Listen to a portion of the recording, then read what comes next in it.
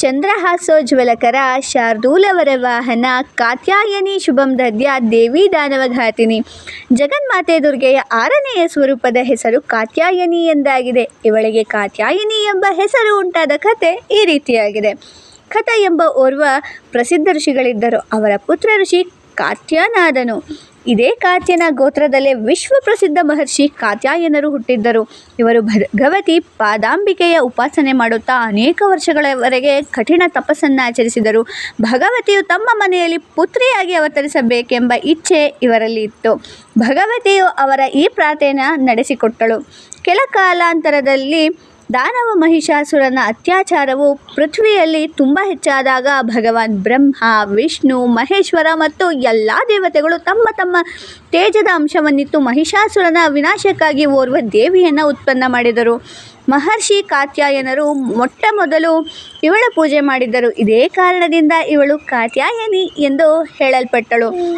ಇವಳು ಮಹರ್ಷಿ ಕಾತ್ಯಾಯನರಲ್ಲಿ ಪುತ್ರಿ ರೂಪದಿಂದ ಅವತರಿಸಿದ್ದಳು ಎಂಬ ಒಂದು ಕಥೆಯು ದೊರೆಯುತ್ತದೆ. ಭಾದ್ರಪದ ಕೃಷ್ಣ ಚತುರ್ದಶಿ ಎಂದು ಇವಳು ಆವಿರ್ಭವಿಸಿ ಆಶ್ವಯುಜ ಶುಕ್ಲ ಸಪ್ತಮಿ, ಅಷ್ಟಮಿ, ನವಮಿಯವರೆಗೆ 3 ದಿನ ಕಾತ್ಯಾಯನ ಋಷಿಯ ಪೂಜೆಯನ್ನು ಸ್ವೀಕರಿಸಿ ದಶಮಿಯಂದು ಮಹಿಷಾಸುರನ ವಧ ಮಾಡಿದ್ದಳು. ಜಗನ್ಮಾತೆಯ ಕಾತ್ಯಾಯನಿಯು ಅಮೋಘ ಫಲದಾಯಿನಿಯಾಗಿದ್ದಾಳೆ.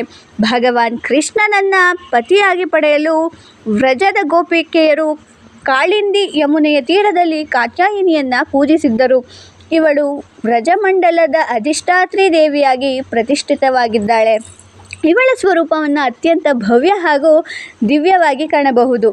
ಇವಳ ಬಣ್ಣವು ಬಂಗಾರದಂತೆ ಹೊಳೆಯುತ್ತದೆ. ಇವಳಿಗೆ 4 ಭುಜಗಳಿದ್ದು ಬಲಗಡೆಯ ಮೇಲನೇ ಕೈ ಅಭಯ ಮುದ್ರೆಯಲ್ಲಿದೆ, ಕೆಳಗಿನ ಕೈ ವರಮುದ್ರೆಯಲ್ಲಿದೆ. ಎಡಗಡೆಯ ಮೇಲಿನ ಕೈ ಖಡ್ಗವಿದೆ, ಕೆಳಗಿನ ಕೈಯಲ್ಲಿ ಕಮಲ ಪುಷ್ಪವಿದೆ. ಇವಳ ವಾಹನ ಸಿಂಹವಾಗಿದೆ. ನವರಾತ್ರಿಯ ದುರ್ಗಾ ಪೂಜೆಯ 6ನೆಯ ದಿನ ಇವಳ ಸ್ವರೂಪದ ಉಪಾಸನೆಯನ್ನೇ ಮಾಡಲಾಗುತ್ತೆ. ಅಂದು ಸಾಧಕರ ಮನಸ್ಸು ಆಜ್ಞಾ ಚಕ್ರದಲ್ಲಿ ನೆಲೆಗೊಳ್ಳುತ್ತದೆ. ಯೋಗ ಸಾಧನೆಯಲ್ಲಿ ಈ ಆಜ್ಞಾ ಚಕ್ರದ ಸ್ಥಾನ ಅತ್ಯಂತ ಮಹತ್ವಪೂರ್ಣವಾಗಿದೆ. ಈ ಚಕ್ರದಲ್ಲಿ ಸ್ಥಿತವಾಗಿ ಮನಸ್ಸುಳ್ಳ ಸಾಧಕನು ತಾಯಿ ಕಾತ್ಯಾಯನಿಯ ಚರಣಗಳಲ್ಲಿ ತನ್ನ ಸರ್ವಸ್ವವನ್ನು ಅರ್ಪಿಸಿಕೊಳ್ಳುತ್ತಾನೆ. ಪೂರ್ಣವಾಗಿ ಆತ್ಮಸಮರ್ಪಣ ಮಾಡುವ ಇಂತಹ ಭಕ್ತನಿಗೆ ಸಹಜ ಭಾವದಿಂದ ಕಾತ್ಯಾಯನಿ ದೇವಿಯ ದರ್ಶನ ಪ್ರಾಪ್ತವಾಗುತ್ತದೆ. ಕಾತ್ಯಾಯನಿಯು ಭಕ್ತಿ ಮತ್ತು ಉಪಾಸನೆಯ ಮೂಲಕ ಮನುಷ್ಯನಿಗೆ ಸುಲಭವಾಗಿ ಅರ್ಥ, ಧರ್ಮ, ಕಾಮ, ಮೋಕ್ಷವೆಂಬ 4 ಫಲಗಳ ಪ್ರಾಪ್ತಿಯನ್ನು ಕೊಡುತ್ತಾಳೆ. ಅವನು ಈ ಲೋಕದಲ್ಲಿ ಇದ್ದರೂ ಕೂಡ ಅಲೌಕಿಕ ತೇಜ ಮತ್ತು ಪ್ರಭಾವದಿಂದ ಯುಕ್ತನಾಗುತ್ತಾನೆ. ಅವನ ರೋಗ, ಶೋಕ, ಸಂತಾಪ, ಭಯ ಮುಂತಾದವುಗಳು ಪೂರ್ಣವಾಗಿ ನಾಶವಾಗುತ್ತೆ.